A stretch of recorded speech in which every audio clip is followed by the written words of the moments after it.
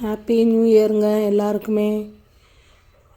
பாருங்கள், நாங்கள் எல்லாம் வந்து ஃப்ரெண்ட்ஸ் கூட கேக் கட் பண்ணிகிட்ருக்குறோம். நீங்கள் எல்லாம் எப்படி செலிப்ரேட் பண்ணீங்கன்றதை சொல்லுங்கள் கமெண்ட்டில். என் பையனை கூப்பிட்டா வரவே இல்லைங்க. நல்லா கொரட்டை விட்டு தூங்கினுக்கிறான். எழுப்பி போதும் ஆச்சு, வரவே இல்லை. எங்கள் வீட்டுக்கார் வந்து அவங்க ஃப்ரெண்ட்ஸ் கூட போயிருக்கிறாங்க. வருஷத்துக்கு ஒரு நாள் எங்கேயும் ஜாலியாக இருக்கட்டும் விடுங்க, அதுதான் கண்டுக்கில் விட்டாச்சு அவங்கள. சரி, நாமளும் நம்ம ஃப்ரெண்ட்ஸ் கூட கேக் கட் பண்ணி சந்தோஷமாக இருக்கிறதுக்கு ட்ரை பண்ணலாம். இனி வர்ற நாள் சந்தோஷமாக இருக்கலாம். இந்த 2026 ஆச்சும் சந்தோஷமாக எல்லாருமே எல்லாத்துக்குமே எல்லாமே கிடைக்கட்டும். ஆசைப்பட்டது எல்லாருக்குமே கிடைக்கும். என்னோட விஷயஸுங்க. சரி, வாங்க வீடியோக்குள்ளே போகலாமா?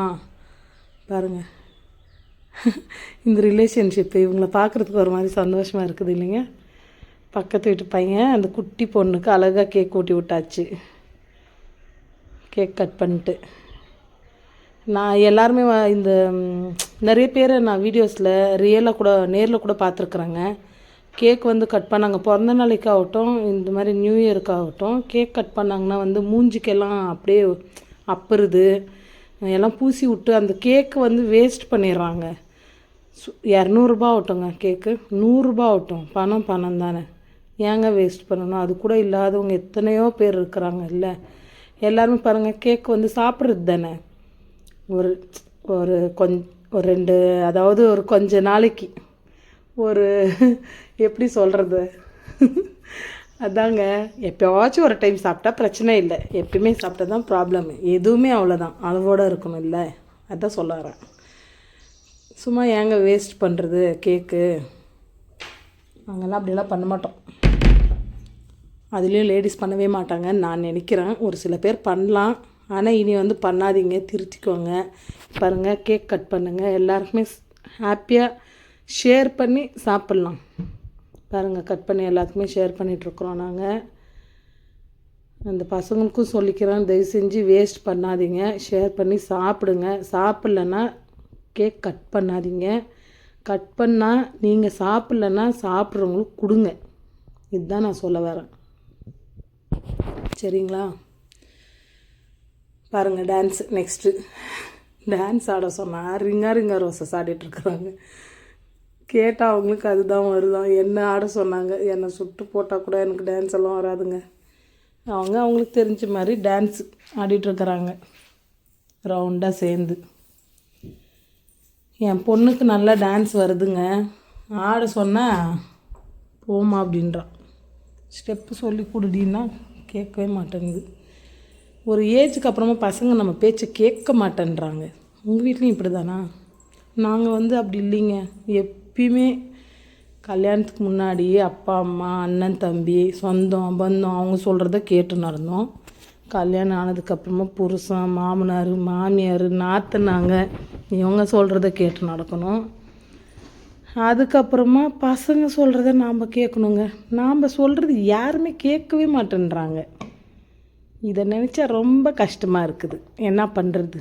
உங்கள் வீட்லேயும் இதே மாதிரி இருக்குதா? சொல்லுங்கள். என்னோடய பேச்சு பிடிச்சிருந்துச்சின்னா லைக் பண்ணுங்கள், சரியா? இருக்கிறது தானேங்க சொல்கிறேன், உண்மை சொல்லுங்கள். நம்ம பேச்சு யாருமே கேட்குறது இல்லைல்ல. என் பேச்சு யாரும் கேட்குறது இல்லை. உங்களுக்கெல்லாம் எப்படின்னு கமெண்ட்டில் சொல்லுங்கள். பாருங்கள், என் ஃப்ரெண்டோட டான்ஸு சின்ன ஸ்டெப் அப்படி போட்டு ஒரு மூமெண்ட் கொடுத்துட்ருக்குறாங்க.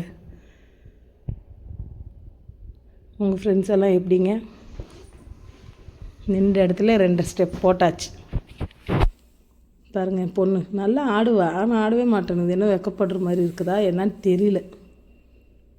எக்ஸசைஸ் பண்ணுறாங்களோ சுஜாதம்மா? இங்கே ஒரு ஃப்ரெண்டை கூப்பிட்டுருக்குறாங்க, வாங்க அப்படின்ட்டு. அவங்க வீடியோவுக்கு வரமாட்டேன்ட்டாங்க, அதனால தான் அவங்கள எடுக்கலை. நெக்ஸ்ட்டு இந்த தீபாவளிக்கு வாங்கி வச்சுருந்தேன் பாருங்கள் பட்டாசு.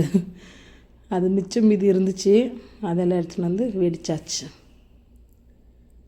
நியூ இயருக்கு நெருப்பு மூட்டி சுற்றியும் டான்ஸு பாட்டம். ஏன்னா குளிர் இல்லைங்க இப்போது, அதனால தான்.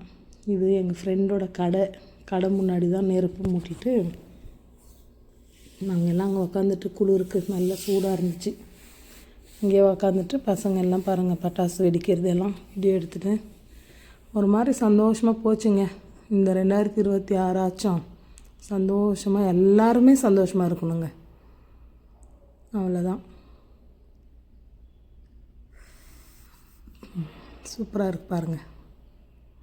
தீபாவளியில் மிச்சம் ஆனது பாருங்கள். அங்கே நியூ இயர் அந்த பக்கம் நல்லா பட்டாசு வெடித்து நல்லபடியாக ஹாப்பி நியூ இயருங்க. டைம் இப்போ தான் 12 மணி ஆகிருக்குது. ஆனால் நாங்கள் ஃபஸ்ட்டே வீடியோ போட்டாச்சு பார்த்தீங்களா, கேக் கட் பண்ணுது. சொல்லப்போனால் இப்போ தாங்க கட் பண்ணோம். எடிட்டிங்கில் என் பையன் முன்னாடி போட்டான், ஹாப்பி நியூ இயர் சொல்லுமா எல்லாருக்குமே அப்படின்ட்டு.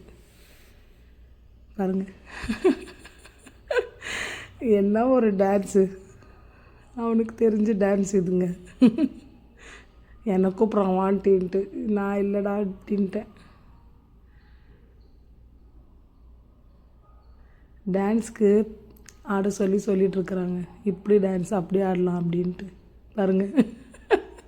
இப்படியா அப்படின்னு கேட்குறாங்க அவங்க.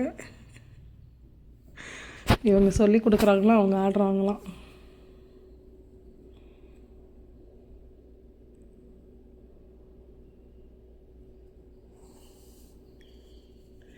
வீடியோக்கு வரமாட்டேன்னு சொன்னவங்கள ஒரு ஓரமாக எடுத்தாச்சு.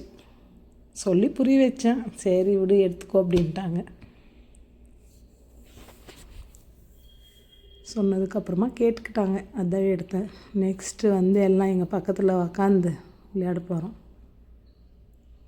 இங்கே பாருங்கள், பக்கத்தில் இருக்கிற தம்பிவன் வாங்க அக்கா வீட்டுக்கு போகலாம், அக்காவுக்கு இன்றைக்கி பிறந்த நாள், விஷ் பண்ணலாம் வாங்கக்கா அப்படின்னு சொல்லி கூப்பிட்டுருந்தான். நான் டைம் ஆகிடுச்சி, இப்போ அவங்க தூங்கிட்டுருக்குறாங்க. தூங்காமல் இருந்தால் நம்ம போய் விஷ் பண்ணுறது தப்பு இல்லை. தூங்குறவங்கள ஏங்க டிஸ்டர்ப் பண்ணணும்? தூங்கி எழுப்பி தான் பிறந்தநாள் விஷயத்தை நம்ம சொல்லணுமா? எனக்கு தூங்குறவங்கள எழுப்புறது பிடிக்கவே பிடிக்காதுங்க நிஜமாகவே. ஏன்னா நான் தூங்குறது யாருமே எழுப்பக்கூடாது என்னையுமே. மற்றவங்க யார் தூங்கினாலுமே நான் எழுப்ப மாட்டேன். எங்கள் பசங்களை கூட நான் எழுப்ப மாட்டேங்க. ஒரு ஏஜ் வரைக்கும் எழுப்பிட்டு இருந்தேன், அதாவது இந்த ஒரு 5th ஸ்டாண்டர்ட் வரைக்கும்